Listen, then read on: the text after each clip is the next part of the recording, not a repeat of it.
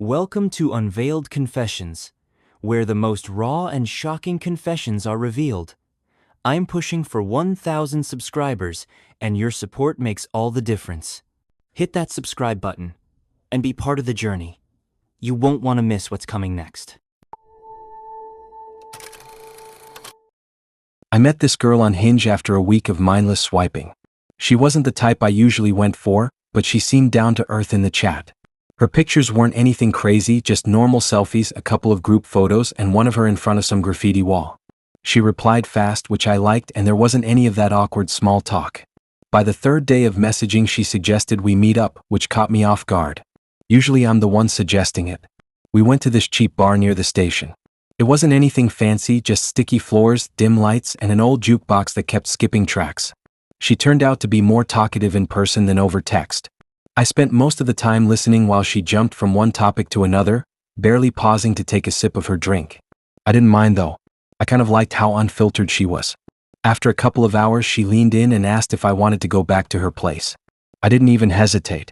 The way she said it was casual, like she'd asked me if I wanted another round of drinks. We walked out together, the cold air hitting harder than I expected.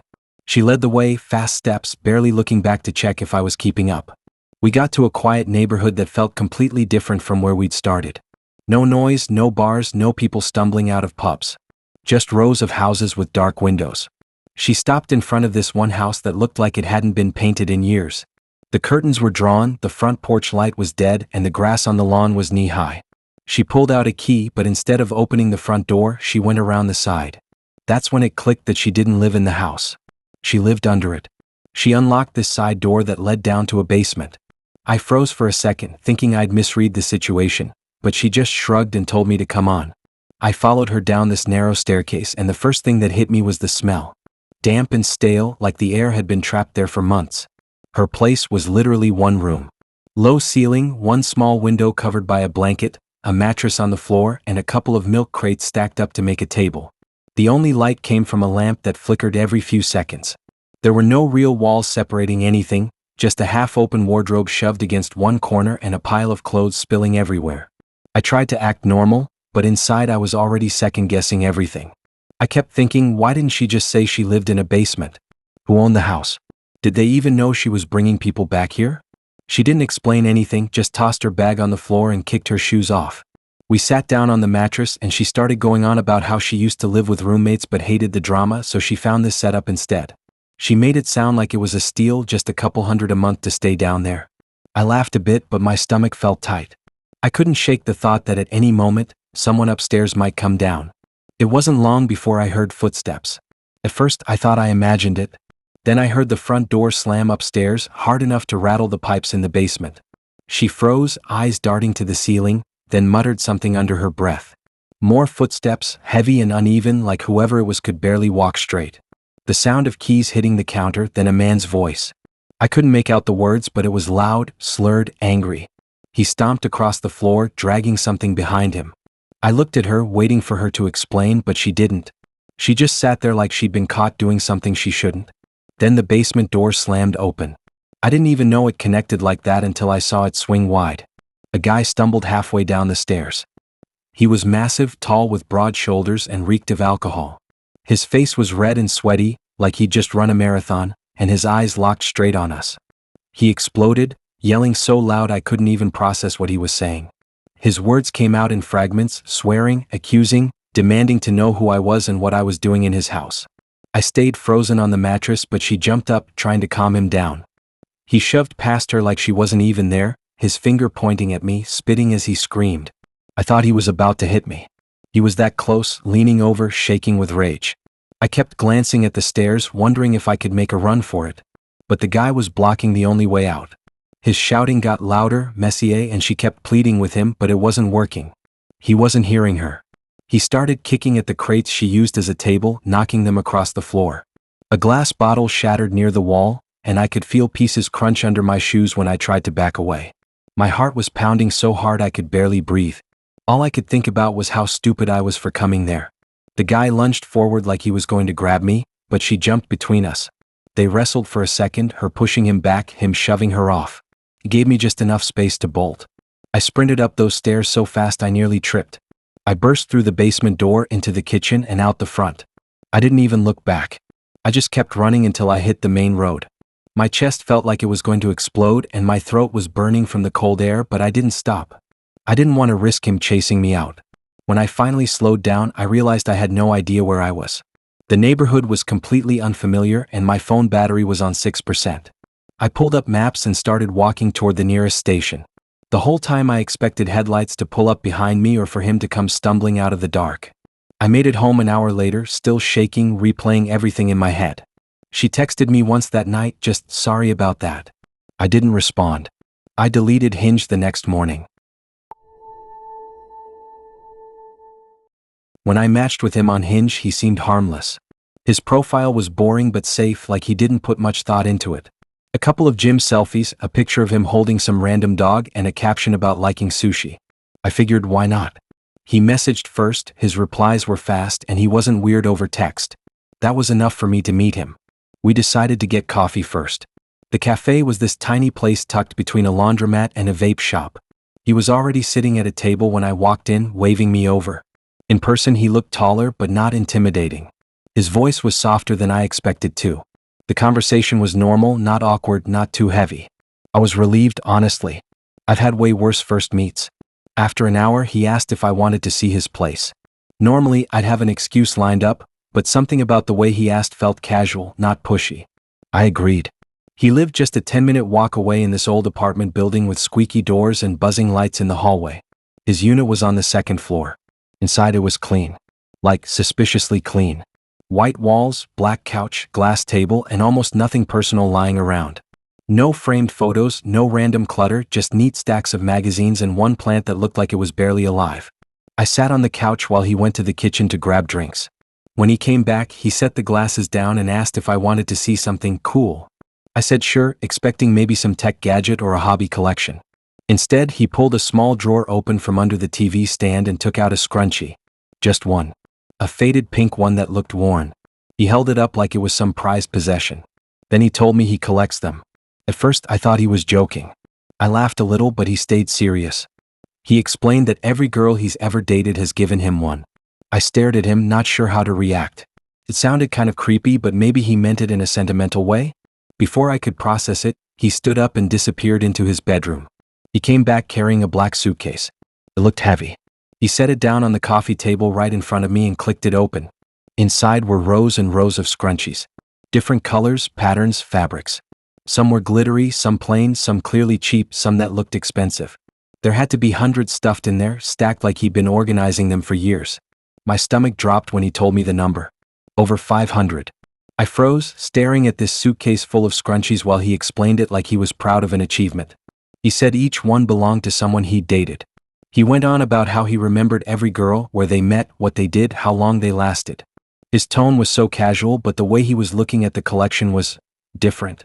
Like he wasn't just talking about hair ties. He picked up a purple velvet one and started telling me about some girl he'd met 2 years ago.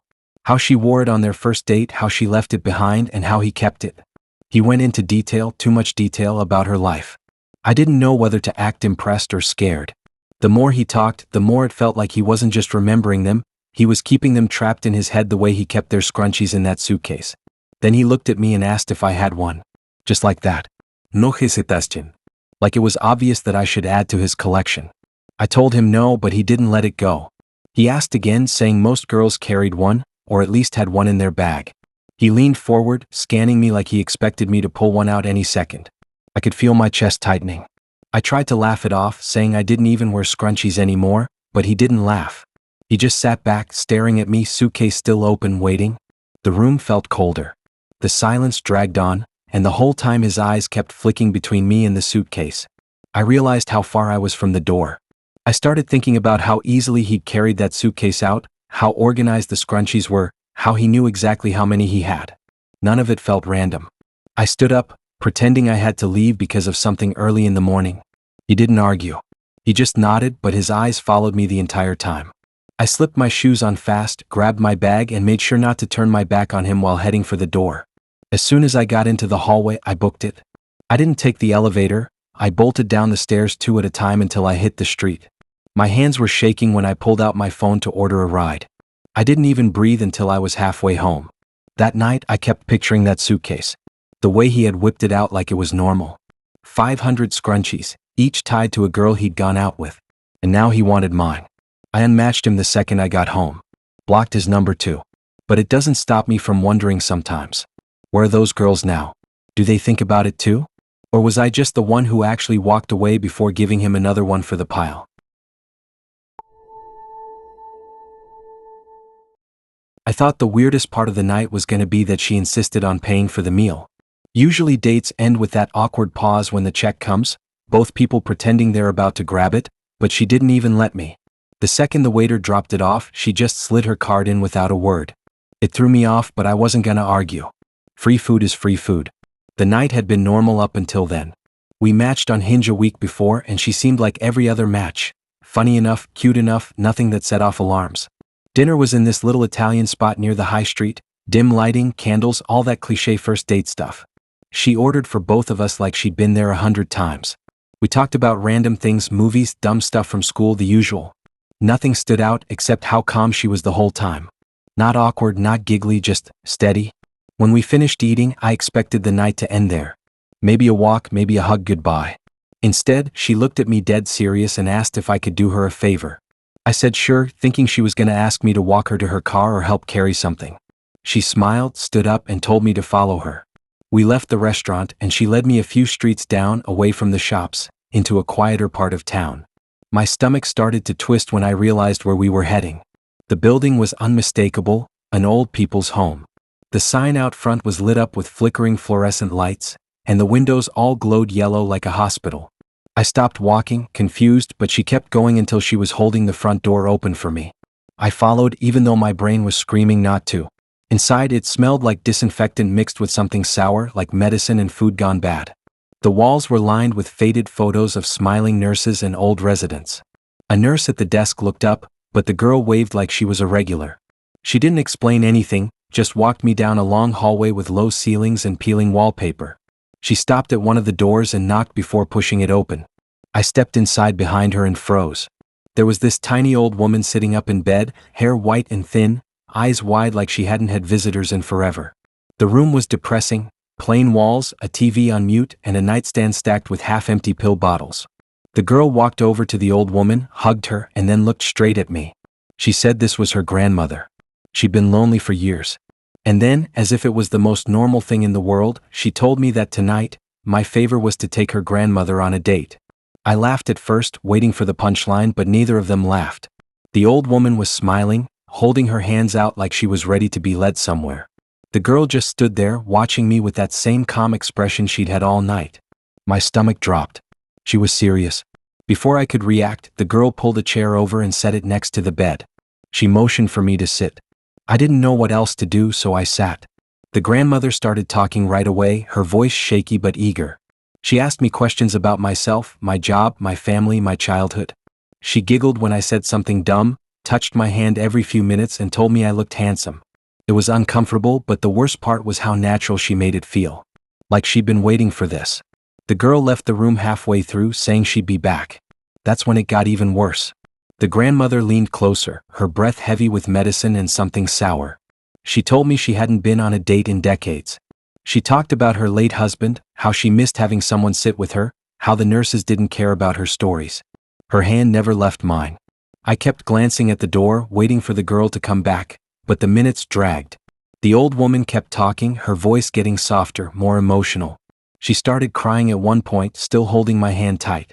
I didn't know what to say. I just sat there, staring at the muted TV across the room, wishing I could disappear. When the girl finally came back, she was holding 2 cups of tea. She handed one to me and one to her grandmother, then sat on the edge of the bed, smiling like she'd just orchestrated something beautiful. I couldn't even drink the tea. My hands were shaking too much. The grandmother sipped hers slowly, looking at me like I was some kind of gift. She whispered something about how kind I was, how she hadn't felt this happy in years. My chest felt tight, my throat dry, but I forced a smile. I didn't want to be there anymore, but I also didn't want to upset her. Eventually, a nurse walked in to check on her, and that gave me an excuse to stand up. I mumbled something about needing to go, and the girl didn't stop me. She just thanked me for the favor like I'd done her the biggest kindness. Her grandmother waved weakly as I walked out, her eyes glassy, her smile trembling. The girl walked me to the exit, calm as ever. No explanation, no apology, just that steady stare like she knew exactly what she'd done. She hugged me lightly before I left, then turned and walked back down the hallway without a word. I stepped outside into the cold night air, my stomach twisted in knots. I didn't look back at the building. I just kept walking until I hit the main road and called for a ride home. That was the first and last time I saw her. She messaged me the next day asking if I wanted to come back again. I deleted Hinge that same night.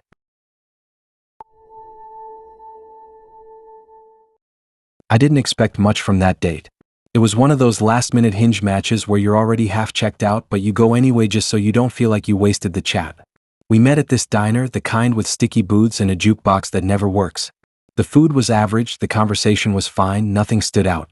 It felt more like catching up with someone you've seen around but never really spoken to. When we finished, she said she was heading home and I figured that was my cue to do the same. But he offered to walk me back. I thought it was polite and I didn't want to be rude, so I said fine. It was already dark, the streets mostly empty, just the hum of cars in the distance. He kept up beside me the whole time, quiet but still smiling like everything was normal. The closer we got to my street, the more it hit me that he was following the same direction. I laughed awkwardly about it, pointing out that maybe he lived nearby. He nodded but didn't explain. We turned the corner, past the row of houses with chipped fences, and then we were on my block. I slowed down, kind of nervous, and that's when I saw him stop right in front of the house next to mine. I froze. He wasn't just walking me home. He literally lived next door. All this time, swiping through apps, going through awkward messages, sitting in that diner, and he was living right beside me. He smiled like it was funny, like the universe played some kind of joke. I didn't know how to react, so I just said goodnight and went inside. The whole night felt stranger the more I thought about it. I sat in my room, staring at the wall that separated my place from his, realizing he was probably just a few feet away.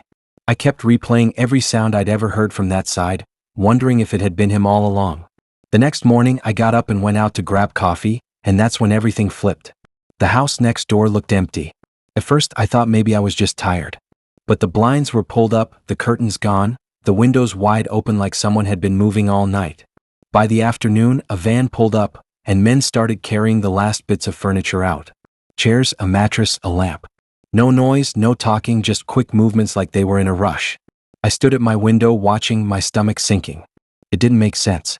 Less than 12 hours ago, he was standing in front of me saying goodnight at that door. Now it was like he'd erased himself. I walked outside, pretending to check my mailbox just to get a better look. The place looked stripped. The garden gnome that had always sat by the steps was gone. The bike I'd seen chained up out front was gone too. Even the doormat had disappeared. It was like no one had ever lived there. By evening, the van was gone and the house was bare. Curtains gone, lights off, no car in the driveway. The silence felt heavier than usual, like the block itself knew something was off. I kept expecting to see him walk out, maybe wave, maybe explain, but nothing. That night, I couldn't sleep. Every creak in my house made me wonder if he was still next door, hiding inside, watching. I kept thinking back to the way he smiled when he realized we were neighbors. Not shocked, not weirded out. Almost like he'd been waiting for that moment. The days after just made it worse. No moving trucks returned, no sign of anyone checking the place. The landlord's number wasn't on the door. It was just empty. Every time I looked out my window, that house stared back at me, hollow and quiet. I started noticing little details that made my skin crawl. The trash bins that had always been out front vanished. The curtains in the upstairs window that I used to see lit up at night were gone too. It wasn't like a slow move. It was instant. One day he was there, the next he was gone. What got to me the most was how clean the exit was. No leftover junk in the yard, no half-filled bags on the curb, no sign of a rushed move. Like he'd been planning it all along, waiting for the exact moment to leave. And that moment just happened to be the night he found out we were neighbors. I kept checking the app too. His profile was gone. Not unmatched, not blocked, just completely deleted. Like he hadn't just gone on a date, like he hadn't walked me home, like he hadn't ever existed right next door. Every time I walk past that house now, I feel my stomach knot. The blinds are still up, the windows bare, and the place is lifeless. Sometimes I stop and stare, waiting for something to move inside, but there's never anything. Just emptiness. It's been weeks and nobody new has moved in. No real estate signs, no curious people coming to check the place out. Just silence. It feels less like he left and more like the house swallowed him whole. The scariest part is that I'll never know why. Why he left that fast. Why he hid the fact we were neighbors until the very end. Why everything vanished overnight like he'd been waiting for me to notice. I don't open my blinds on that side anymore. I don't want to keep staring at the house, wondering if one day without warning he'll come back. I swear this was the strangest date I've ever been on, and that's saying a lot considering I've had some disasters. It started normal enough. We matched on Hinge after a week of small talk. She suggested a park date. Her idea was a picnic, which honestly sounded kind of sweet. Different from the usual coffee shop or pub. I figured it'd be chill, so I said yes. She showed up carrying this massive tote bag that looked way too heavy for her. Inside she had a blanket, sandwiches wrapped in foil, a couple of drinks, and even fruit. I was impressed at first, like maybe this was going to be one of those wholesome dates you actually remember for the right reasons. We picked a spot under this big oak tree, away from the playground and the joggers. The blanket went down, food came out, and for the first half hour everything was fine. We ate, laughed, talked about random stuff. She told me about her weird coworkers, I told her some dumb stories from school. Birds were chirping, kids were shouting in the distance, and for once it didn't feel forced. Then it started getting weird. Halfway through the picnic, she shifted uncomfortably and announced she had to pee. I thought she meant she was going to find the public bathroom at the other end of the park. But she didn't move. She just sat there staring at me, waiting. My brain didn't catch up fast enough, so I asked if she wanted me to walk her over there. She shook her head. Before I could even process, she stood up, turned a little, and squatted right next to the blanket. Like right there, beside me, in broad daylight, while people walked their dogs a few hundred feet away. I froze, not even sure if I was supposed to look away or pretend nothing was happening. My whole body tensed up because it felt so wrong. The sound made it worse. The trickle hitting the grass was loud, and I could smell it instantly. She let out this sigh like it was the most casual thing in the world. Then, as if that wasn't bad enough, she looked at me and explained that she didn't want to pee alone because she was scared. Like it was perfectly normal for her to do it next to me instead. I just sat there, stunned, my sandwich still in my hand. The whole time I kept glancing around, terrified someone would see us and think we were both insane. Luckily no one was close enough, but I couldn't shake the feeling that all eyes were on us. When she finished, she stood up like nothing had happened, brushed her hands on her jeans and sat back down. No wiping, no water, nothing. Just straight back to eating grapes and asking me about my weekend plans. I couldn't even eat anymore. The smell lingered, mixing with the food, making me want to gag. I tried to keep the conversation going, but my brain wouldn't let go of what had just happened. I kept thinking, who does that on a first date? Who just squats and pees right next to the person they're trying to impress? It wasn't even the act itself. It was how normal she made it seem, like it was a routine thing. The more I thought about it, the more uncomfortable I felt sitting there. My legs itched to stand up, to leave, but I didn't know how to do it without making it obvious that I was done. She just kept talking, popping snacks into her mouth, completely unbothered. At one point, she offered me a strawberry, holding it out with a big smile. I took it just to not make things weirder, but I couldn't even taste it. My stomach was twisted in knots. I noticed people starting to walk closer to our part of the park, and panic shot through me. I kept imagining someone catching a whiff of the smell or seeing the wet patch in the grass. The thought of explaining it made my chest tight. Finally, I made up an excuse. Something about needing to meet a friend later. She seemed disappointed but didn't argue. She packed everything back into her bag like nothing strange had happened at all. When she stood up, she offered to walk me out of the park, and I had to force a smile and say it was fine, I'd go the other way. Walking away, I felt this huge rush of relief but also this lingering unease. I glanced back once and she was still standing under the tree staring after me, her tote bag hanging off her shoulder like we just had the best date ever. That night, my phone buzzed with a message from her. She said she'd had such a good time and wanted to plan another picnic soon. I stared at it for a long time, not even knowing how to respond. In the end, I didn't. I unmatched her and closed the app for a while. But even now, when I walk past that park, I think about it. The blanket, the food, the way she squatted right there without hesitation. And how she looked me dead in the eyes while explaining she didn't want to pee alone. I've had my share of awkward dates, but nothing compares to that. Nothing ever will. I still don't know what to do with this memory. It's not like the other bad dates I've had, where you can laugh it off, turn it into a story for your friends, maybe even exaggerate it for effect. No, this one sits in me like a splinter. It replays over and over, sharper every time. It was too strange, too visceral, too real. It started like most of these things do, with a match on Hinge. She seemed fine. That's the only word that fits. Not hilarious, not awkward, just comfortably in the middle. Her bio had a couple of predictable prompts. Her pictures looked casual, nothing that screamed red flag. I figured why not? We'd exchanged enough messages to cover the basics. Jobs, favorite shows, vague plans about exploring the city. When she suggested coffee, I said yes. And maybe because it was our first in-person meeting, I thought I'd make a little gesture. Something small but thoughtful. Flowers. Nothing extravagant, just a bunch I grabbed at a corner stand on the way, yellow daisies and 2 red roses tucked in the middle for color. I got there early.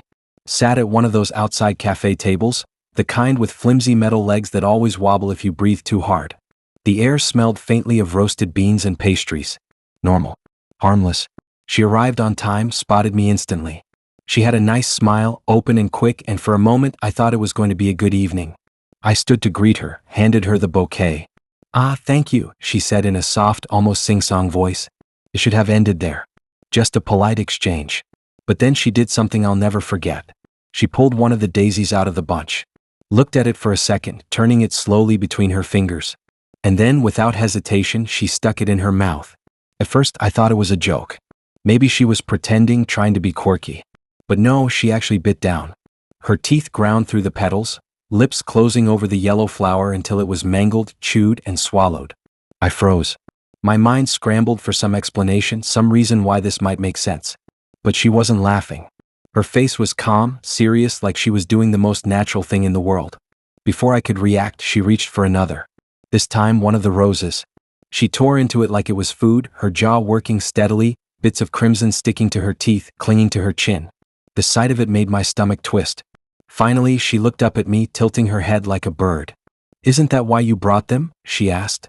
Her tone was casual, almost puzzled, like I'd given her a plate of fries instead of flowers. I couldn't speak. My mouth was dry, my brain completely blank. I just stared. Then she reached across the table. Quick, sudden. She plucked another daisy from the bouquet, shoved it between her lips, chewed a few times, and then leaned forward, spitting the half-chewed mess right into my open hand. I didn't even realize my palm was outstretched until I felt it. Warm. Slimy. A pulpy clump of yellow mush slick with spit, dripping down between my fingers. My stomach lurched. I wanted to gag. Instead, I just sat there, stunned, staring at the soggy petals dissolving in my skin. She smiled, wide and satisfied, like we'd shared something intimate. I dropped the mess onto the table and wiped my hand furiously on my jeans. Around us, I could feel the stares. People from other tables shifting, whispering. She didn't care. She leaned back, twirling the remaining flowers like a baton, deciding which one to devour next. The smell hit me then, the sharp, bitter scent of crushed petals mixing with coffee and food. It clung to the air, faintly metallic, almost like blood. My stomach churned harder. I tried to salvage it, tried to act normal. I picked up my drink, sipped it with a trembling hand, and tried steering the conversation towards safe territory. Or hobbies, travel, anything. But she wasn't interested. She just kept eating. Petal after petal, sometimes swallowing, sometimes spitting shredded bits into her napkin, sometimes letting them fall directly onto the table like scraps. And the whole time she looked at me. Not bashful or embarrassed. Not joking. Just calm. Present. Like this was a perfectly ordinary way to spend an evening. At one point, she plucked another rose petal, held it out toward me with a smile. "Want to try one?" The petal trembled between her fingers, dark red and wet with her spit.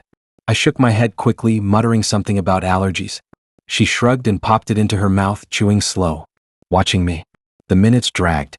Every tick of the clock felt like a test I was failing. My chest stayed tight, my skin clammy. I couldn't just walk out, not without making a scene. So I sat there, trapped, while she reduced my little bouquet into pulp. Eventually, I lied. Said I had somewhere to be. A meeting, an errand, anything. My voice cracked, but she didn't question it. She just nodded, tucked the ragged stems back together, and stood. When she leaned in for a hug, I froze. Her breath brushed my cheek, carrying that bitter, crushed flower smell. It clung to me the whole way home, lingering in my nose, seeping into my clothes. That night, my phone buzzed with a message. "Had such a great time, smiley face. Next time, bring carnations. They're my favorite to eat." I stared at it for a long time. The words blurred, warped, felt unreal. Then I deleted the chat, blocked her number, unmatched her profile. But the image won't leave me. Her lips smeared red and yellow. The clump of spit-soaked petals in my palm. The casual way she chewed, swallowed, spit. the calm in her eyes, like she'd found exactly what she was looking for. Now, every time I see flowers, I don't think of beauty. I don't think of sweetness or romance.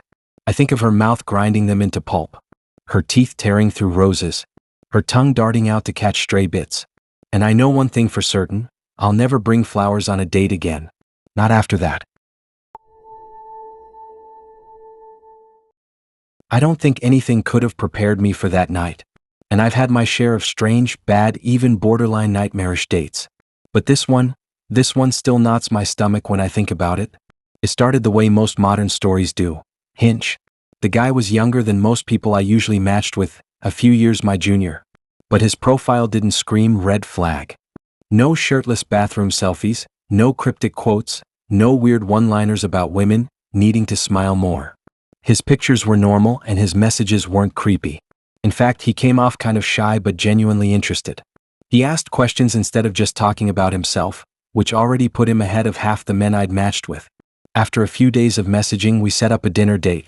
The restaurant he picked wasn't fancy, just a small place by the canal with outdoor seating, fairy lights strung across the patio, and the low hum of passing boats.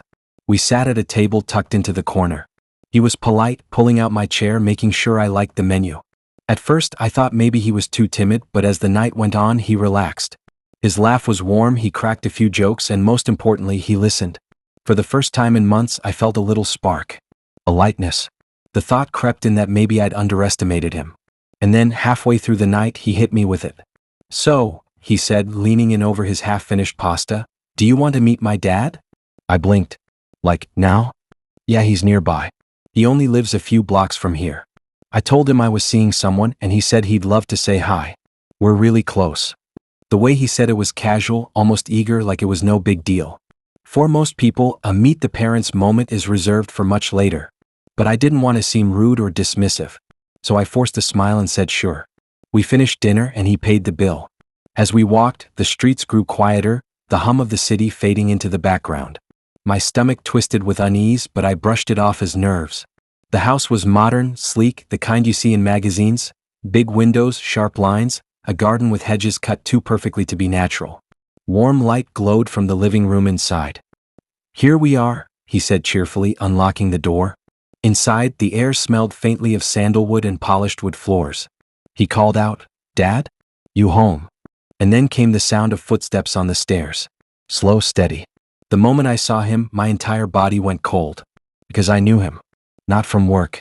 Not from some chance run-in. I knew him because I had dated him. A year ago. For 6 months. It wasn't casual either. We'd gone out to dinner, spent weekends together, watched movies on the couch in that very living room. I'd woken up in the upstairs bedroom. I'd poured wine in that same kitchen. His face wasn't one I could mistake. I froze in the hallway, every muscle stiff. The dad came into view, smiling like this was any normal introduction. He extended his hand to me, calm, collected. My date beamed, proud, oblivious. "This is my dad," he said, grinning. I forced my lips into a smile, shaking his hand even though my own was clammy and trembling. For the briefest second, his expression faltered. His eyes narrowed, recognition flickered. He knew me too. Knew me immediately. But he smoothed it over in an instant, acting like it was the first time. We sat in the living room, the three of us. My heart was pounding so hard I thought they must both hear it. The son kept talking, carrying the conversation, making jokes, asking his dad to share embarrassing stories. I nodded, answered, tried to laugh at the right moments, but my stomach was in knots. Every time I glanced at his dad, his eyes were steady on me, sharp and unreadable. My skin prickled under the weight of it. He offered us drinks, wine of course. My instinct screamed to decline, to get out, but I didn't want to raise suspicion. So I accepted. My hands shook as I lifted the glass, terrified I'd spill it across the pristine rug. The silence between words was unbearable. Heavy. Sticky. The son was too busy chatting to notice, but between me and his father was an unspoken understanding. A secret neither of us could acknowledge without detonating the moment. And the photos. God, the photos. They were scattered across the walls and shelves, vacations, birthdays, graduations. I kept scanning them in panic, half convinced I'd see my own face lurking in the background. By some miracle I didn't. At one point, the son got up to grab something from the kitchen. For the first time, it was just me and the dad. Alone. The air shifted instantly. He didn't smile now. He just stared at me, eyes sharp, calculating. His jaw clenched once, barely noticeable. Then, slowly, he gave the faintest shake of his head. A warning. Don't. My throat went dry. I gripped my wine glass to keep my hands from trembling visibly. My brain screamed at me to run, but my legs wouldn't move. When the sun returned, everything snapped back into place. He flopped onto the couch, laughing, nudging his dad playfully, completely oblivious. I really want him to like you, he said, smiling at me with such innocent sincerity it almost broke me. He's my best friend. The words hit like a knife twist. My chest ached with how twisted it all was, how much he trusted this man, how much he wanted his approval. I couldn't stay. I couldn't breathe. I muttered some excuse about an early morning, about needing to get home. The son frowned a little, disappointed, but didn't push. His dad stood as I did, polite smile back in place. His eyes, though, told another story, sharp, deliberate, watchful. A warning or maybe guilt. I couldn't tell. The son walked me out, holding my hand, saying he couldn't wait to see me again. I forced a smile, nodded, played along. But inside I was screaming. The second I got home, I blocked him. Phone, Hinge, social media. Everything. No explanation, no goodbye. Just gone. Because I couldn't face it. I couldn't risk the fallout, the tangled mess that would erupt if the truth came out. But the memory lingers. I think about the look on his dad's face, the calm calculation. The way he slipped so easily into pretending. The silent shake of his head. And I think about the son's smile. How proud he was to introduce me. How much he wanted us to get along. He had no idea. None. And that's what makes me sickest of all.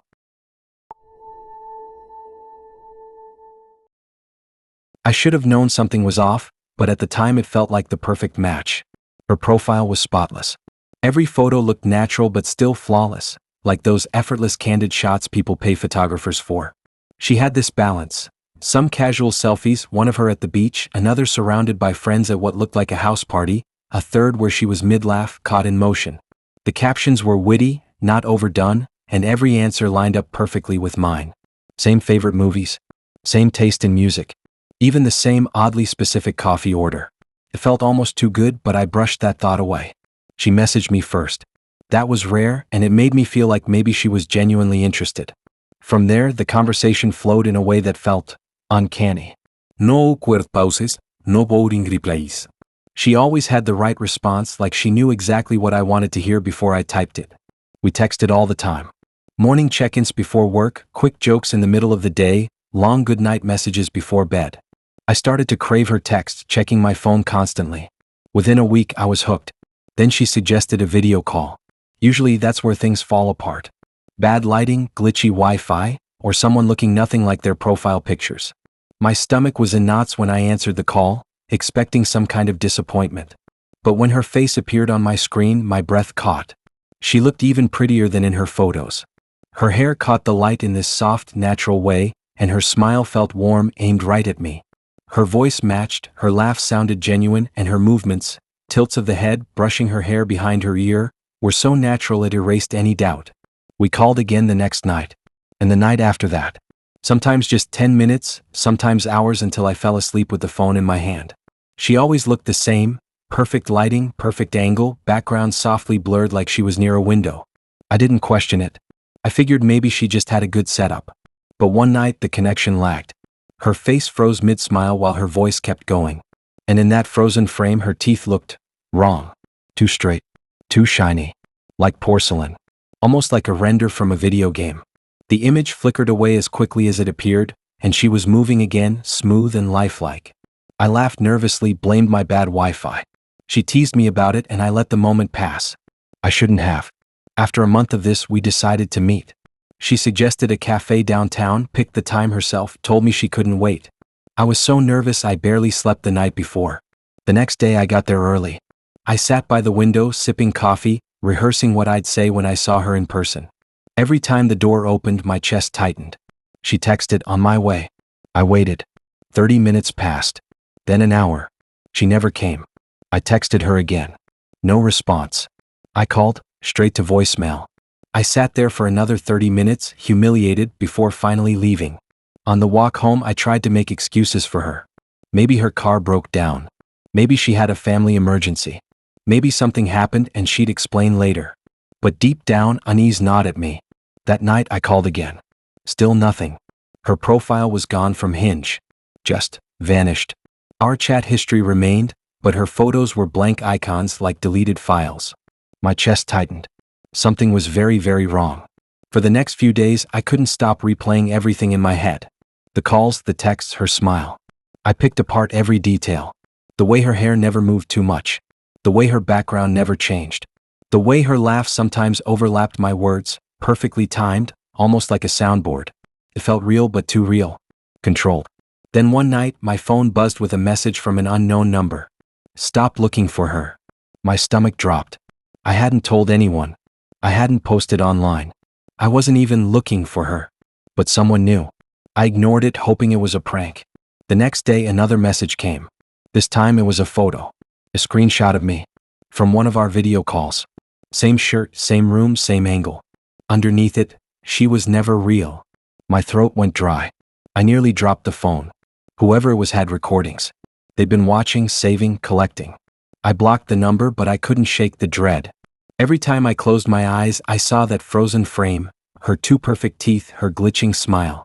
That night, at 3 in the morning, my phone buzzed again. Different number. This time it was a voice note. I pressed play. It was her voice.